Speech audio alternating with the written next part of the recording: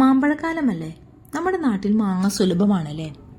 മാമ്പഴം ഉപയോഗിച്ച് മാമ്പഴ ഷേക്ക്, മാമ്പഴ പുഡിങ്, മാമ്പഴ ജ്യൂസ്, മാമ്പഴ പുളിശ്ശേരി, അങ്ങനെ എത്ര വിഭവങ്ങളാണ് നമ്മൾ ട്രൈ ചെയ്യുന്നത്.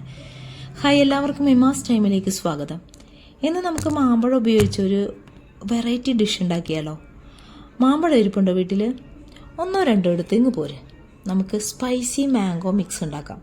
പച്ച മലയാളത്തിൽ മാമ്പഴ ചമ്മന്തി. 2 വലിയ പഴുത്ത മാങ്ങ ഞാൻ എടുത്തിട്ടുണ്ട് കേട്ടോ.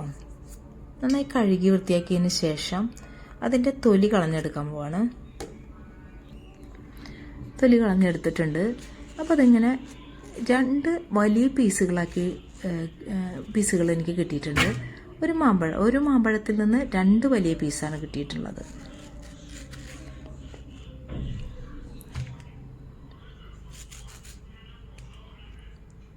അങ്ങനെ 2 മാമ്പഴവും ഞാൻ കട്ട് ചെയ്തെടുത്തിട്ടുണ്ട്.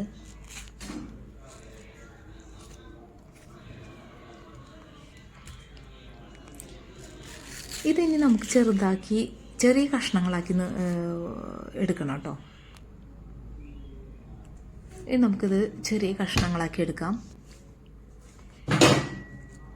എൻ്റെ ചാനൽ ആദ്യമായിട്ടാണ് നിങ്ങൾ കാണുന്നതെങ്കിൽ നിങ്ങൾ സബ്സ്ക്രൈബ് ചെയ്യണേ. ഈ റെസിപ്പി ഇഷ്ടപ്പെട്ടാൽ ലൈക്ക് ചെയ്യാനും മറക്കരുത്. ഫ്രണ്ട്സിനും ഒക്കെ ഇത് ഷെയർ ചെയ്ത് കൊടുക്കണം കേട്ടോ.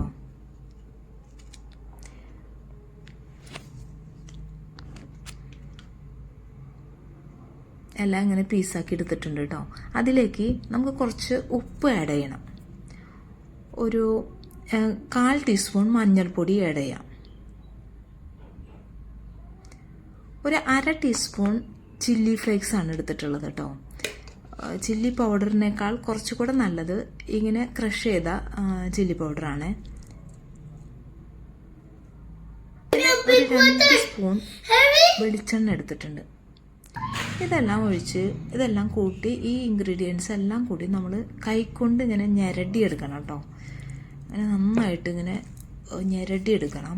അപ്പോൾ ഈ മിക്സ്, ഈ എരിവും ഉപ്പും ഈ വെളിച്ചെണ്ണയും എല്ലാം കൂടി ഇതിനകത്ത് നന്നായിട്ട് മിക്സ് ആവാൻ വേണ്ടിയിട്ടാണ്.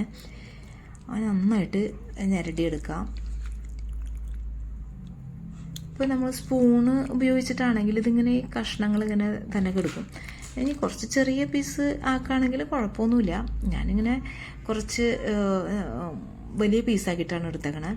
എന്നിട്ട് അതിലേക്ക് 1 സ്പൂൺ കറിവേപ്പില ചോപ്പ് ചെയ്തിട്ട് ഇടുന്നുണ്ട്. അപ്പം നമ്മുടെ ഈ മാമ്പഴ ചമ്മന്തി റെഡി ആയിട്ടുണ്ട് കേട്ടോ. ഇത് നമുക്ക് നല്ല ചൂടുള്ള കഞ്ഞിയുടെ കൂടെ ഇത് ബെസ്റ്റാണ് കേട്ടോ. ഈ ചോറ് കഴിക്കുമ്പോൾ അതിൻ്റെ സൈഡ് ഡിഷായിട്ടും നമുക്കിത് ഉപയോഗിക്കാം. ഇനി പുട്ടൊക്കെ ഉണ്ടാക്കിയാന്ന് വെച്ചാൽ പുട്ടിൻ്റെ കൂടെ നമുക്ക് അത് ചേർത്ത് കഴിക്കാം. ഈ പുട്ടിൻ്റെ കൂടെ നമുക്ക് പപ്പടവും ഈ മാമ്പഴത്തിൻ്റെ ഈ ചമ്മന്തി എല്ലാം കൂടിയിട്ട് മിക്സ് ചെയ്താൽ നല്ല ടേസ്റ്റാണ് കേട്ടോ. ഒരിക്കലെങ്കിലും നിങ്ങളിത് ട്രൈ ചെയ്യണേ. ഇഷ്ടപ്പെടാതിരിക്കില്ല. നല്ല രുചിയാണിത് കേട്ടോ. അപ്പം നമ്മൾ അടുത്തൊരു വിഭവമായിട്ട് വരുന്നത് വരെ നന്ദി, നമസ്കാരം.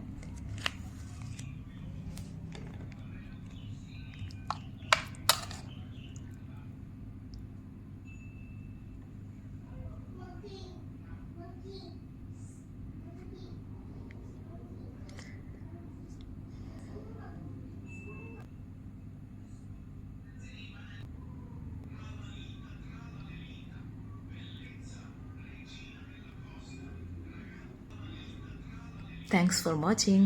Bye.